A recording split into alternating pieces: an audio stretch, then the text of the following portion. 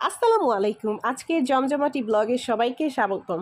আজকের ব্লগটা খুবই মজাদার হতে চলেছে। আপনারা সম্পূর্ণ ভিডিওটা দেখতে পেলে অবশ্যই বুঝতে পারবেন। তো সকাল সকাল চলে গেলাম কেক টাউনে একটা কেক নেওয়ার জন্য, কারণ আজকে আমাদের পৃথিবীতে একটা নতুন অতিথি আসছে। তো তার দিনটা স্পেশাল করার জন্য আমরা তার জন্য একটু চেষ্টা করতেছি যে তার আরও স্পেশাল কিভাবে করা যায়।